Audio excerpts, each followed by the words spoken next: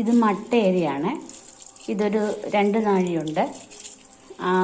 ആദ്യമായിട്ട് ചോറ് വെക്കാൻ അറിയാൻ മേലാത്തവർക്ക് വേണ്ടിയാണ്. ഇത് ഒരു 4 തവണ കഴുകി അത് കുക്കറിനകത്തോട്ട് വേവിക്കാൻ പോണേ.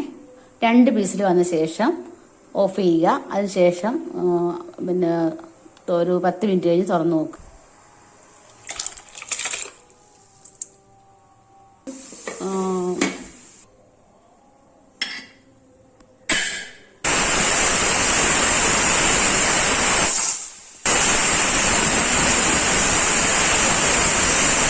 ഓഫാക്കിയിട്ട് 10 മിനിറ്റ് കഴിഞ്ഞ് പൈപ്പിൻ്റെ ചുവട്ടിൽ വെച്ച് തണുപ്പിക്കാം. നമുക്ക് വെള്ളം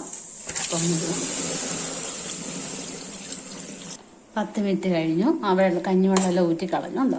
ഇനി കുറച്ച് പച്ചവെള്ളം ഒഴിക്കാം. ചോറ് 2ാമത് പച്ചവെള്ളം ഒഴിച്ച് തിളപ്പിച്ചു. പയറ് പോലെ ഇരിക്കുന്നു ഉണ്ടോ. കലമൊന്നും വേണ്ട. കലത്തി വെച്ചു തിളപ്പിച്ച് വേവിച്ചു സമയം എടുക്കത്തില്ല. 10 മിനിറ്റ് മതി. Thank you.